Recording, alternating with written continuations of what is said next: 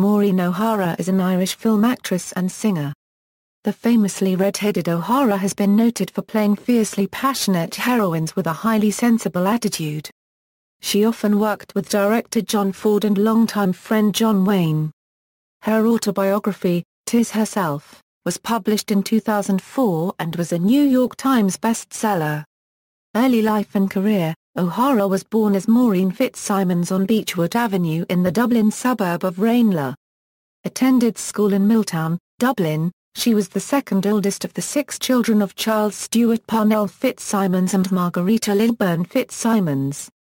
Her father was in the clothing business and also bought into Shamrock Rovers Football Club, a team O'Hara has supported since childhood. Her mother, a former operatic contralto, was a successful women's clothier. O'Hara was raised as, and still is, a Roman Catholic. Her siblings were Peggy, the oldest, and younger Charles, Flory, Margot and Jimmy.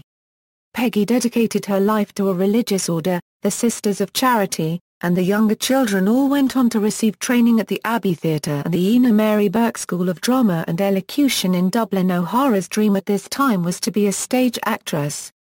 She was first educated at the John Street West Girls' School near Thomas Street in Dublin's Liberties area. From the age of 6–17 she trained in drama, music and dance, and at the age of 10 joined the Rathmines Theatre Company and worked in amateur theatre in the evenings, after her lessons. O'Hara's father was a very practical man and did not entirely support her theatrical aspirations. He insisted that she learn a skill so that she would have something to fall back on to earn a living with in case her experience in the performing arts was not successful. She enrolled in a business school and became a proficient bookkeeper and typist. Those skills proved helpful many years later when she was able to take and transcribe production notes dictated by John Ford for the screen adaptation of Maurice Walsh's short story The Quiet Man. She did well in her Abbey training and was given an opportunity for a screen test in London. The studio adorned her in a gold llama copyright dress with flapping sleeves like wings, and heavy makeup with an ornate hairstyle. Reportedly, her thoughts concerning the incident were, "If this is the movies, I want nothing to do with them."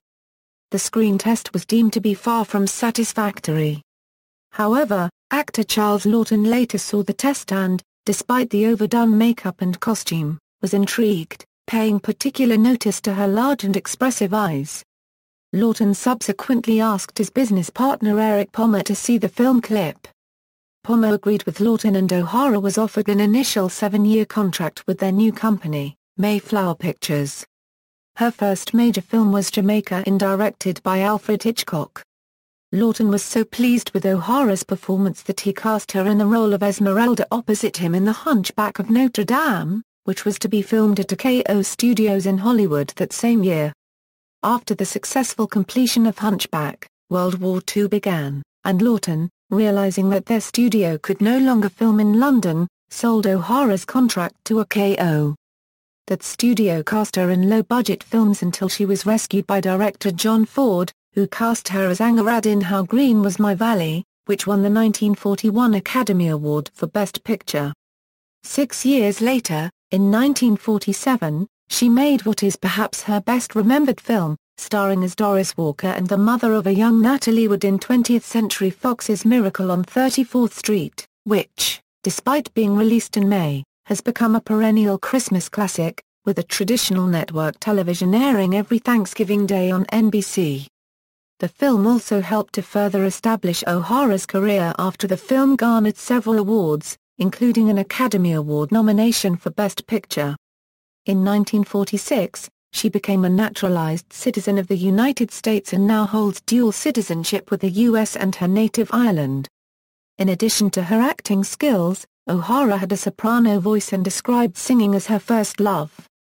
The studio heads never capitalized on her musical talent, as she was already big box office in other genres of film.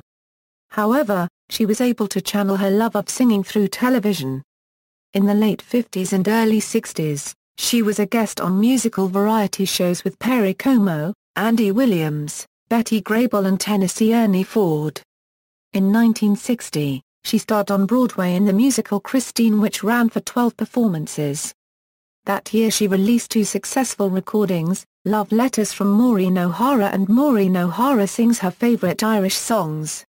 Love Letters from Maureen O'Hara has been released on CD in Japan and is now out of print.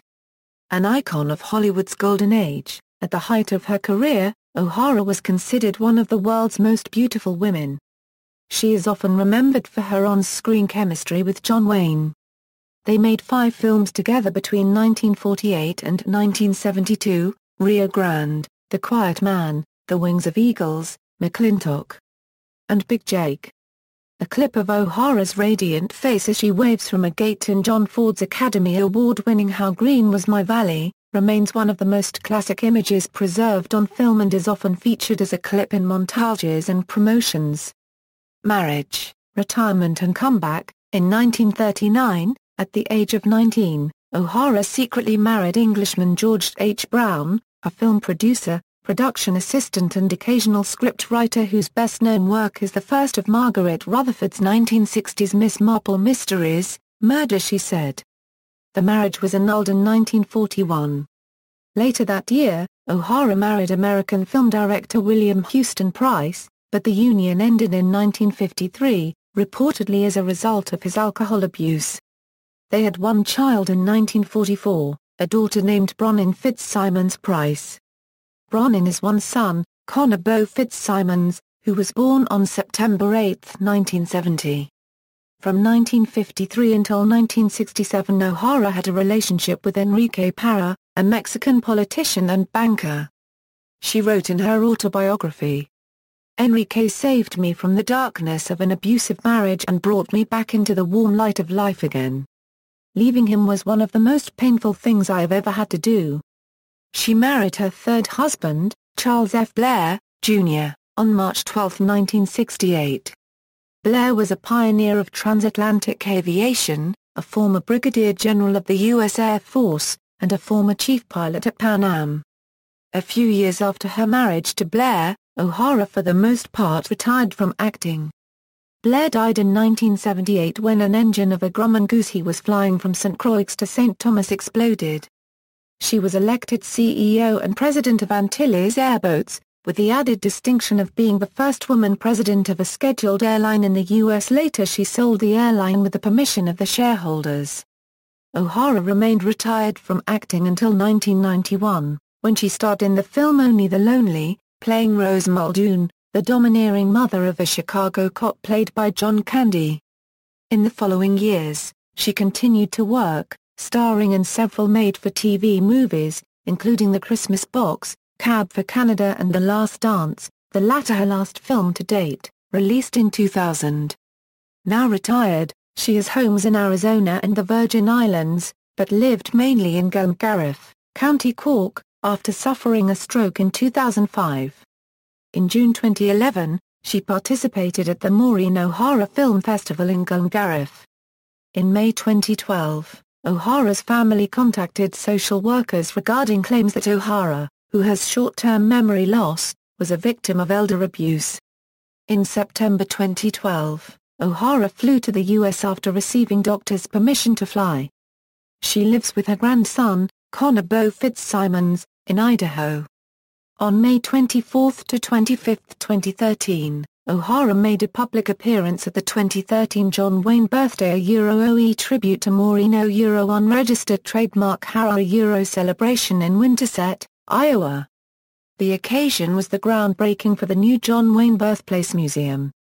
The festivities included an official proclamation from Iowa Governor Terry Branstad declaring May 25, 2013, as a Maureen O'Hara Day in Iowa. The appearance included a performance by the Shannon Rovers Irish Pipe Band, who traveled from Chicago for the event. About Wayne, O'Hara said, "I was tough. I was tall. I was strong. I didn't take any nonsense from anybody. He was tough, he was tall, he was strong and he didn't take any nonsense from anybody. As a man and a human being, I adored him." Achievements and activities. O'Hara received the Heritage Award by the Ireland American Fund in 1991. For her contributions to the motion picture industry, O'Hara has a star on the Hollywood Walk of Fame at 7004 Hollywood Boulevard. In 1993, she was inducted into the Western Performers Hall of Fame at the National Cowboy and Western Heritage Museum in Oklahoma City, Oklahoma. She was also awarded the Golden Boot Award. In March 1999, O'Hara was selected to be Grand Marshal of New York City's St. Patrick's Day Parade. In 2004, she was honored with a Lifetime Achievement Award from the Irish Film and Television Academy in her native Dublin. The same year, O'Hara released her autobiography "'Tis Herself", co-authored with Johnny Nicoletti and published by Simon & Schuster. She has also written the foreword for the cookbook At Home in Ireland, and in 2007, she wrote the foreword for the biography of her dear friend, actress Anna Lee. O'Hara was named Irish America's Irish American of the Year in 2005, with festivities held at the Plaza Hotel in New York. In 2006, O'Hara attended the grand reopening and expansion of the Flying Boats Museum in Foynes, Limerick, Ireland, as a patron of the museum. A significant portion of the museum is dedicated to her late husband Charles. O'Hara donated her late husband's seaplane the Queen of the Skies to the New England Air Museum. The restoration of the plane took 8 years and time was donated by former pilots and mechanics in honor of Charles Blair. It is the only surviving example of this type of plane. In 2011, O'Hara was formally inducted into the Irish America Hall of Fame at an event in New Ross, County Wexford. She was also named president of the Universal Film and Festival Organization, which promotes a code of conduct for film festivals and the film industry. Filmography, film, television, footnotes. References: The Hoops by Paul Doolan and Robert Goggins. External links: Maureen O'Hara at the Internet Movie Database, Maureen O'Hara at the TCM Movie Database, Photo Gallery.